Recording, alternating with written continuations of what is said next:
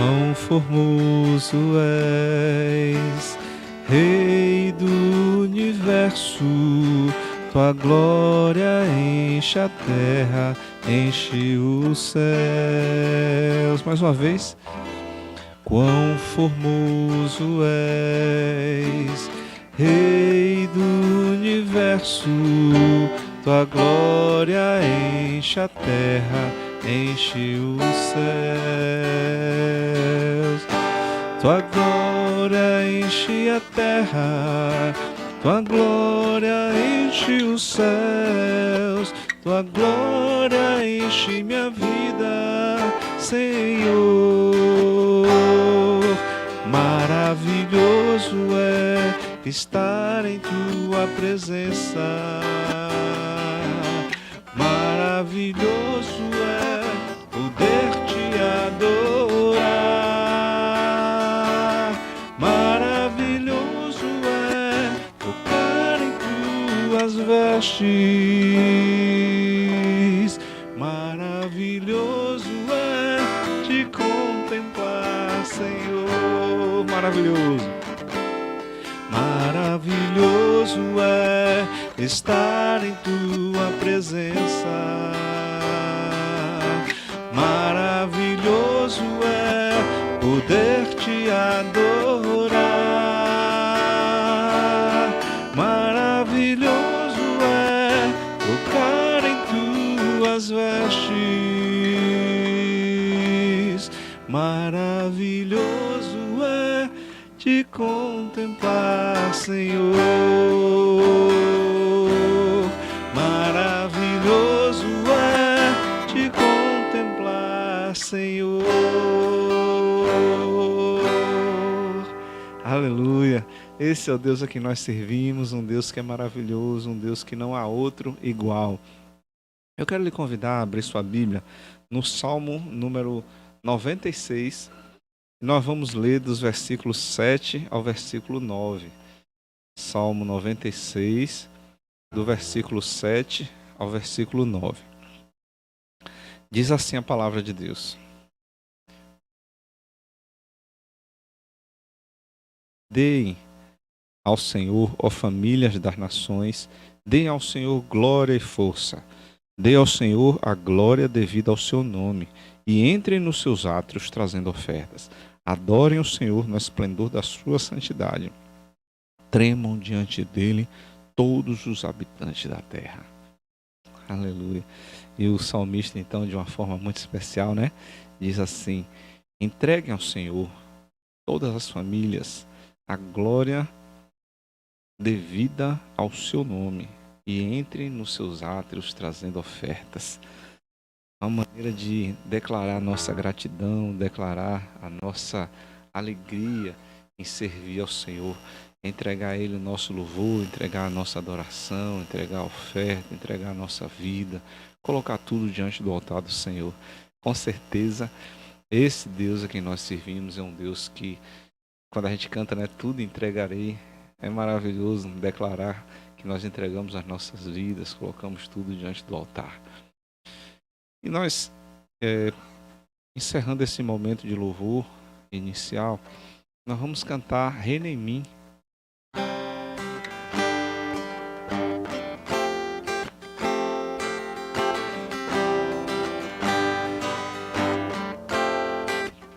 Sobre toda a terra. Sobre toda a terra tu és o Rei, sobre as montanhas e o pôr do sol, uma coisa só, meu desejo é: vem reinar de novo em mim, reinar em mim, com teu poder sobre a escuridão, sobre os sonhos meus. Tu és o Senhor de tudo que sou. Vem reinar em mim, Senhor.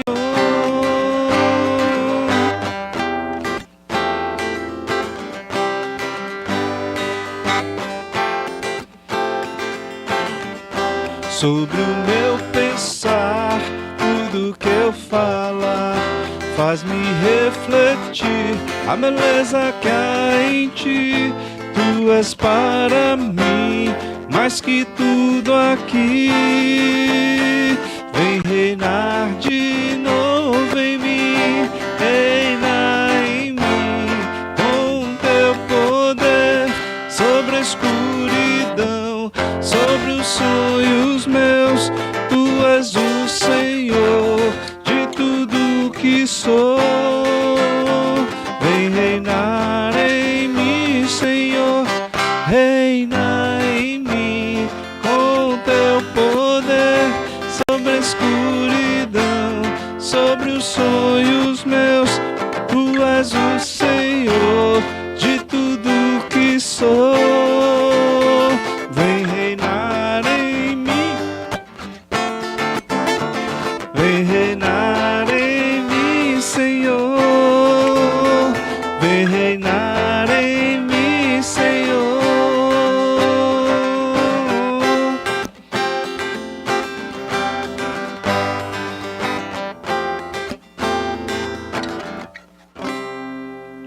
Aleluia. Bendito seja o nome do Senhor, que Ele possa reinar em nossa vida, que Ele possa continuar reinando e habitando em nós de uma forma poderosa. Hoje, quinta-feira, nós temos a alegria de ser ministrados na Palavra de Deus através da vida do pastor Williams Lima, homem de Deus que está aqui entre nós. Como diria um conhecido meu, Ele está entre nós. Ele está em nosso meio. E o pastor Williams Lima é o homem que nos trará a palavra de Deus nessa noite. Eu gostaria de passar a palavra para ele, não antes de orar, né, pedindo a Deus que de uma forma especial esteja agindo poderosamente através da vida deste homem de Deus. Vamos orar mais uma vez? Querido Deus, Pai de amor, Deus de bondade, Deus de misericórdia, queremos te agradecer, Senhor, pela oportunidade de aprender mais de Ti, de aprender daquilo que o Senhor tem a nos ensinar a respeito das parábolas de Jesus, através da vida do pastor Williams. E nessa hora, Senhor, nós queremos abençoar a vida do Teu servo e te implorar que de uma forma especial Tu estejas agindo através da vida do Teu filho, cuidando, ministrando ao seu coração e ministrando as nossas vidas também, segundo a Tua misericórdia e a Tua graça. Fala conosco, Senhor, pois precisamos ouvir a Tua voz. Essa é a nossa humilde oração, no precioso nome de Jesus. Amém e amém. Pastor Williams, você está com a palavra. Olá, irmãos. Boa noite. Todo mundo consegue me ouvir bem? Que bom. Bem, essas quintas-feiras eu tenho compartilhado com os irmãos a respeito de algumas parábolas que Jesus transmitiu para os seus discípulos, para o povo, né, a multidão que seguia ele. E eu tenho falado a respeito daquilo que a parábola trazia de fato, né? Qual era a ideia da parábola? A parábola, ela era algo que Jesus trazia de forma espiritual, né? Era um paralelo daquilo que eles viviam, e com isso Jesus ele transmitia isso para gerar mais facilidade para a compreensão daquilo que ele estava transmitindo. Semana passada eu falei a respeito da parábola do semeador, que essa parábola ela se torna o inverso, né? Porque Jesus ele chega em meio à multidão, transmite a parábola, fala a respeito de 4 terrenos que a semente cai. E aí, em particular, ele conversa com os seus discípulos. E é interessante porque é o momento que ele inicia uma sequência de parábolas, e estas parábolas que ele vai transmitindo tem muita ligação com o reino, tem muita ligação com aquilo que vai acontecer, que iria acontecer com Jesus, né? Que ele viria a viver aquilo que a palavra havia estabelecido, de morrer pela nação, pelo mundo, morrer por todos nós, e que viria o tempo de estarmos nos preparando para o reino. Então, a gente ali no finalzinho da parábola do semeador, quando ele vai dando a explicação para os seus discípulos, ele fala a respeito da semente que cai em boa terra, e essa semente que cai em boa terra, ela tem o sentido daquele que recebe a palavra, e ao receber a palavra, ela tem um entendimento da palavra, e aí ela, com esta palavra, ela consegue multiplicar a palavra. E aí produz frutos, alguns a 100, outros a 60, outros a 30 por um. E é maravilhoso em ver uma terra fértil, onde a semente cai e produz muitos frutos. E na sequência dessa parábola, Jesus ele traz uma outra palavra, uma outra parábola dentro deste momento, uma segunda parábola que é a parábola do trigo e do joio. E é muito interessante porque eu creio que todo mundo já ouviu falar a respeito do trigo e do joio. Isso a gente vê em diversos lugares, tanto na igreja, em outras reuniões seculares, né, em conversas, se fala muito a respeito do trigo e do joio. E eu queria falar rapidamente sobre esta parábola, né, e a gente poder refletir um pouco sobre esta parábola, eu acho que é bem interessante. E o texto que eu quero ler com os irmãos está em Mateus capítulo 13, e é a sequência do que nós lemos na semana passada, a partir do versículo 24, que fala a respeito da parábola do trigo e do joio. Mateus, capítulo 13, versículo 24. E diz o seguinte: Jesus lhe contou outra parábola. O reino dos céus é semelhante a um homem que semeou boa semente em seu campo. Entretanto, quando todos dormiam, chegou o inimigo dele, lançou o joio no meio do trigo e seguiu o seu caminho. Versículo 26. Assim, quando o trigo brotou e formou espigas, o joio também apareceu. Os servos do dono da plantação foram até ele e perguntaram: Senhor, não semeastes boa semente no teu campo? Então, de onde vem o joio? Ele, porém, lhe respondeu: O inimigo fez isso. Então os servos lhe propuseram: Senhor, queres que vamos e arranquemos o joio? Ao que o Senhor respondeu: Não, pois ao tirar o joio, podereis arrancar juntamente com ele o trigo.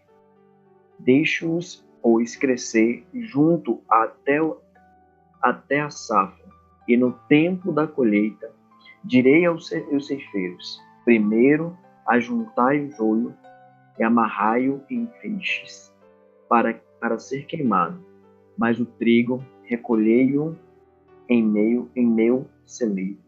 Bem, que o Senhor possa falar ao nosso coração nesta noite, que possamos ser ministrados pelo Senhor. Esta parábola, ela é bem interessante, né? Nós vamos ver um pouquinho mais à frente, e daqui a pouquinho a gente vai estar lendo o versículo, a partir do versículo 36, Jesus traz a explicação também desta parábola, né? Em particular com os seus discípulos. Mas eu fiquei pensando, né? Semana passada eu fui ministrar sobre o semeador, e eu acho que foi o pastor Cleverson que postou um vídeo curto, né? Bem rapidinho, mostrando a diferença do joio e do trigo, né? E aí o vídeo mostrava que pegando a espiga do joio, e esfregando aquela espiga, não produzia nenhuma semente, né? Já com o trigo, apresentava os frutos, né? Eu achei bem interessante aquele vídeo, acho que explica rapidamente para a gente a questão dessa diferença. Mas eu aqui em casa tenho um jardim, né? Tenho uma parte com uma grama, mais ou menos uns 9 metros quadrados assim, de grama, é bem curtinho, pequenininho, mas de tempo em tempo começa a brotar algumas ervazinhas daninhas no meio dessa grama. E a gente precisa estar sempre limpando, né? Porque senão fica um jardim feio, a nossa grama fica feia, fica desorganizada. E é interessante que tem uma ervazinha daninha que ela vai enramando por cima da grama. E é interessante porque quando ela começa a nascer, ela começa de forma muito sutil, E ela é muito verdinha, e as folhinhas bonitinhas, arredondadas, e elas começam a produzir umas florzinhas brancas, né? E fica até bonitinho. E o impressionante é que com o tempo aquelas florzinhas elas vão produzir um fruto, e esse fruto é terrível, são os espinhos, né? Então quem pisar na grama pode se ferir. Até mesmo para poder arrancar, você precisa ir por baixo dessa planta e por baixo dela para você conseguir tirar ela. E aí ela vai por cima da grama que ela fica, é como se ela tivesse matando a grama que está por baixo, né? Porque a grama embaixo não recebe luz solar, né? E vai sufocando aquela grama. E aí eu fico pensando sobre todo esse processo da plantação, né? A gente vai plantar alguma coisa, semeamos algo e ao redor daquilo ali geralmente está contaminado e aí começa a nascer alguma outra coisa. E a nossa expectativa é interessante porque você semeia alguma coisa, as florzinhas, as folhazinhas que vai saindo, você nunca sabe o que é que está saindo de fato, né? Até que venha formar de fato as folhas para que você comece a perceber o que é mato, o que é de fato a planta que a gente de fato semeou. E pensando nessa questão do semear e olhando até mesmo para essa parábola, Jesus ele ia trazendo as parábolas e a intenção era facilitar a compreensão da realidade que eles viviam. E é interessante que nas minhas pesquisas a respeito deste texto, a respeito do joio, em um dos comentários ele fala a respeito de que era algo comum entre os judeus, né? Eles viviam essas experiências de estarem organizando a sua plantação, semeavam o trigo, se organizava, né, para semear, arava a terra, fazia tudo certinho. E aí acontecia de ter um vizinho, ou alguém próximo com inveja e ia lá e jogava outra semente no meio do trigo, né? Então, do jeito que Jesus falou, assim, olha, veio o inimigo à noite e jogou a semente, jogou uma outra semente, né? E aí joga a semente no meio do trigo, e aí no meio do trigo começa a nascer agora o joio. E o joio ele era muito parecido com o trigo, né? A semelhança é muito, muito grande. Não conseguia identificar o que era joio, o que era trigo. Bem, quando os servos percebem, depois que tomam um determinado tamanho, e eles percebem que tinha alguma coisa diferente, ele vai até o seu senhor e fala assim, poxa, aí, o que é que a gente faz? Quer que a gente arranque? E aí ele fala assim, não arranca, deixa porque se for tentar arrancar, ele vai acabar prejudicando também o trigo, né? Porque as raízes do joio do trigo acabavam se entrelaçando, né? E aí, se tentasse puxar o joio, ele ia acabar arrancando também o trigo, porque as raízes estavam entrelaçadas. Então, não havia possibilidade de arrancar. Então, ele poderia perder toda aquela plantação e não teria uma boa colheita. Quando Jesus ele traz isso, e ele traz isso no meio da multidão, e aí, depois de um determinado momento, quando ele se retira aos seus discípulos, ele começa a falar a respeito dos detalhes dessa parábola. E é quando ele vai revelando, né, a respeito do que se refere, né? Qual é o significado de cada uma delas, de cada coisa, né? E aí no versículo 36 do capítulo 13, Jesus ele começa falando o seguinte: então Jesus se despediu da multidão e foi para casa. Seus discípulos aproximaram-se dele e pediram: explica-nos a parábola do joio na plantação.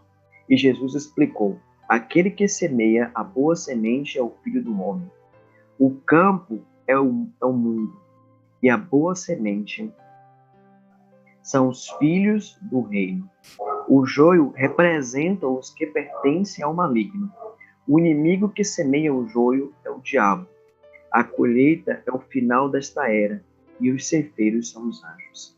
E aí ele traz uma explicação muito clara para a gente, né? Esses dias na escola bíblica nós estávamos aprendendo um pouco sobre como vai ser, né, os últimos, a volta de Cristo, como vai ser esse processo, sobre a questão daqueles que vão morrer e vão ser ressuscitados. E então, foi um tempo muito bom. Acho que concluímos a lição agora, mas foi um tempo muito bom, porque a gente começa agora a entender e aprender e até desejar, né? Eu lembro de alguns momentos que o professor Yuri suspirava e falou assim: Maranata, né? Ora, vem, Senhor Jesus. Tipo assim, vem logo, né? Que é o nosso desejo, até mesmo nesse tempo de tanta dificuldade. A gente fala: vem logo, Senhor, vem logo. Então, e a gente acaba desejando isso de fato. E esse texto, quando Jesus ele chama os seus discípulos em particular, e eles começam a perguntar a respeito disso, e ele faz questão de transmitir para os seus discípulos a respeito do que aquilo significava, ele vai dividindo isso. Olha, aquele que vai semear é o Filho do Homem, né? Ele traz isso, e vocês são uma boa semente. A semente ruim são aqueles que são do maligno. O semeador que semeia o joio é o diabo. E ele vai falando a respeito de que vai chegar um momento onde vai ser colhido isso, e isso será o fim desta era, né?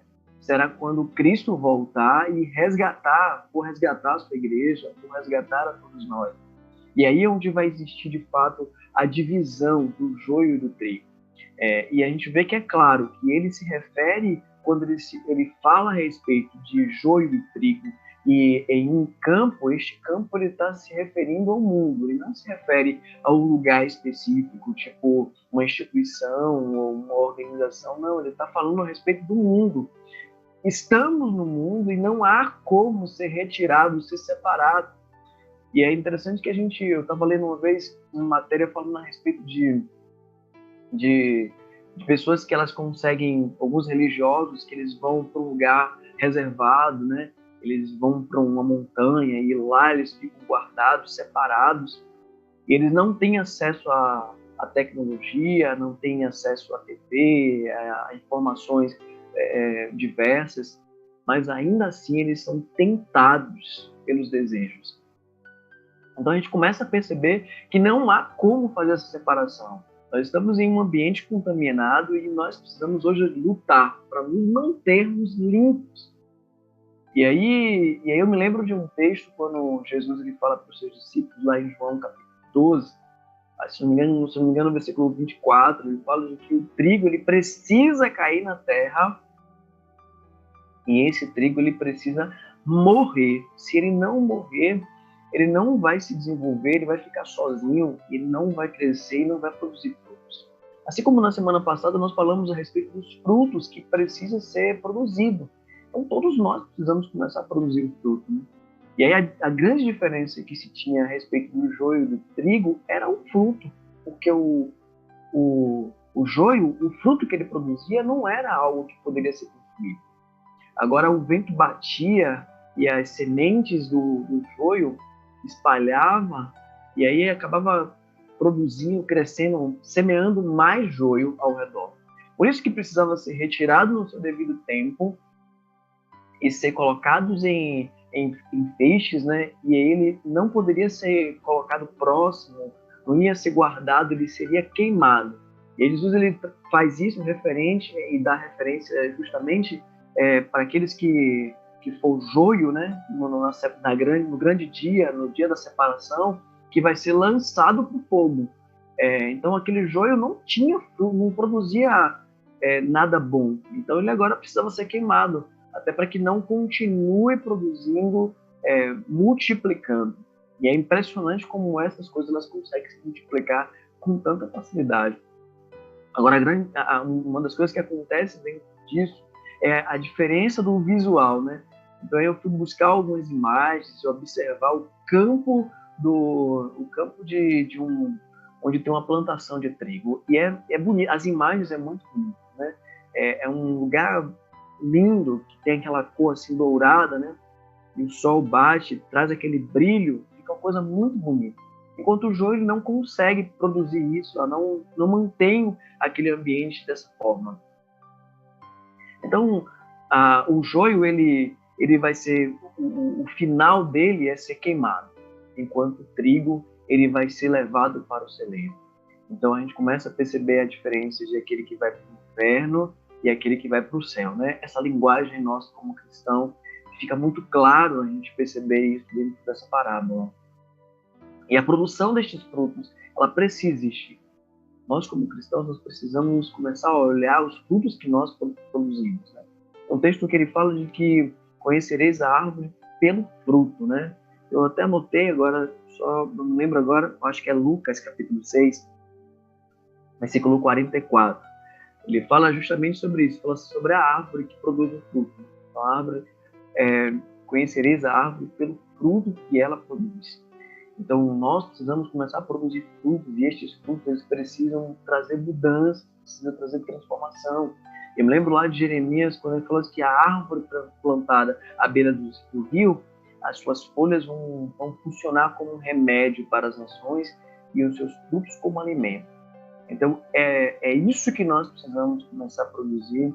Eu acho que nesse momento de reflexão, de nós pensarmos um pouco, é o momento de nós avaliarmos, né? De nós sondarmos o nosso coração e começar a perceber de que lado nós de fato estamos. Qual é o lado desta plantação que nós estamos. De que lado ficaremos no dia da grande colheita, né? No dia que o Senhor vier colher o trigo, né? De que lado nós vamos estar. E é um momento de nós começarmos a pensar e começar a refletir nisso e começar a corrigir a nossa vida. É um tempo de refletirmos em relação a isso. Esse tempo de tantas dificuldades, de tantas lutas, de tantas coisas que têm acontecido, né? Tantos sentimentos que têm brotado no nosso coração, e como nós estamos com o Senhor. Como tem sido o nosso relacionamento? Esses dias eu me peguei um tanto angustiado com algumas coisas e eu tive a necessidade, estou sentindo essa necessidade de buscar o Senhor. Nunca vi um tempo de sentir tanto desejo de ter que buscar o Senhor. Entendo que é o Espírito do Senhor, né? O Espírito Santo me conduzindo para isso, e eu creio que Ele faz isso com todos os teus servos. Essa necessidade que nós temos de nos voltar para o Senhor e começar a mostrar, a buscar do Senhor aquilo que nós precisamos fazer. O interessante deste texto, né, no finalzinho da explicação desta parábola, e a gente percebe isso também no final da parábola do semeador, no finalzinho da parábola do semeador, no versículo 9, ele fala o seguinte: aquele que tem ouvidos para ouvir, que ouça. E no versículo 43, ele finaliza a explicação da parábola falando bem parecido. Ele fala assim, ó, então, os justos reluzirão como o sol no reino do seu Pai. Aquele que tem ouvidos para ouvir, que ouça. A palavra do Senhor tem sido lançada, né? Tem sido transmitida. Então, cabe hoje a nós acolhermos a palavra. Aqui, assim como a explicação da parábola do semeador, que ele falou assim, olha, aquele que recebeu a palavra e entendeu a palavra, e permitiu que essa palavra produzisse fruto, né? E aí ele fala a respeito da produção do fruto, quanto isso cresceu. Então nós precisamos hoje ouvir, entender aquilo que o Senhor tem nos transmitido e aquilo que Ele deseja que nós de fato venhamos viver. Nesse tempo de tanta loucura, de tantas informações desencontradas, nós temos hoje uma certeza que é a palavra do Senhor para as nossas vidas. Pastor Cleves.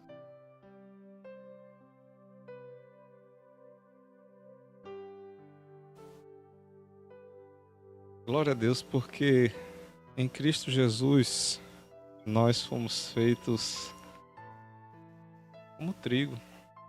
O trigo que dá fruto, né, que serve de alimento. E nós louvamos a Deus porque quando nós nos alimentamos da palavra de Deus, quando nós buscamos ao Senhor, nós nos tornamos cada dia mais trigo, cada dia mais prontos para esperar aquele dia tão especial em que Ele voltará e fará a separação entre trigo e joio, e Ele nos recolherá como trigo no seu celeiro. Será um dia especial, será um dia em que nós ansiamos muito, como o Williams falou ali, né? A gente tem dia que está clamando: Senhor, tem misericórdia, volta logo, porque realmente tem dias que o negócio está pegando e a gente carece da graça de Deus, mas a gente louva a Deus porque nos enviou Jesus Cristo para nos elucidar tudo isso, nos abrir as portas da eternidade, para nos trazer salvação. E como é bom quando nós podemos enxergar isso através da palavra de Deus. Como são esclarecedoras essas mensagens sobre as parábolas de Jesus Cristo, e essa em especial, né, sobre o joio e o trigo. E no seu coração você queira ser trigo, no seu coração você deseje sim fazer parte desse dia da santa colheita, onde Ele recolherá o trigo no seu celeiro, e você faça parte dessa colheita sagrada. Nós queremos louvar a Deus por sua vida, queremos te bendizer ao Senhor por tua vida, agradecer a Deus porque você tem acompanhado conosco. Eu estava ali acompanhando algumas pessoas.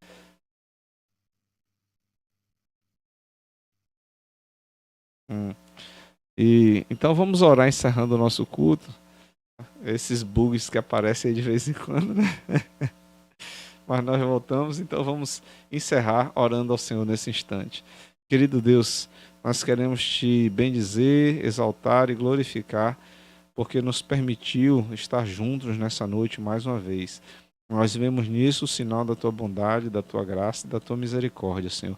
E te agradecemos muito por causa disso. Muito obrigado, Senhor, porque o Senhor tem nos permitido, mesmo pela internet, estar juntos.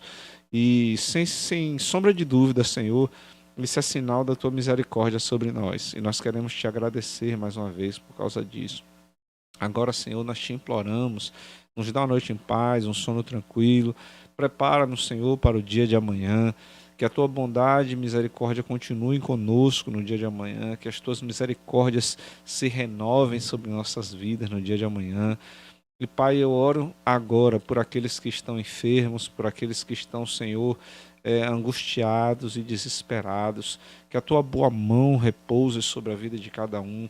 Nos toca, Senhor, com a tua graça e a tua misericórdia. Visita cada coração nesse instante, meu Deus, aqueles que estão entristecidos, que estão abatidos, que estão desesperados.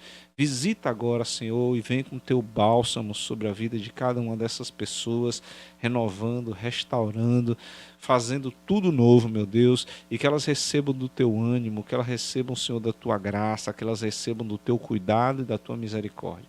Senhor, muito obrigado porque tu és Deus em nossas vidas. Muito obrigado, Senhor, porque tu és o nosso socorro bem presente na hora da angústia. Muito obrigado, Senhor, porque tu és o nosso alto rochedo. E por causa disso, Senhor, nós te exaltamos e glorificamos o teu santo nome. E te imploramos, continua conosco, Pai, durante essa noite, durante essa semana, que em todo momento o teu Santo Espírito tenha a liberdade de falar conosco, tenha a liberdade, Senhor, de ministrar aos nossos corações, nos corrigir, nos exortar, nos direcionar e nos chamar para o centro da tua vontade. Bendito seja o teu nome, Pai. Nós te bendizemos porque tu és Deus, te bendizemos porque tu és Senhor em nossas vidas e te agradecemos por teu cuidado e por tua misericórdia, em nome de Jesus. Amém e amém. Nos vemos domingo, 9 horas da madrugada, se Papai do Céu assim permitir, tá bom? Grande abraço, tchau, tchau, até lá.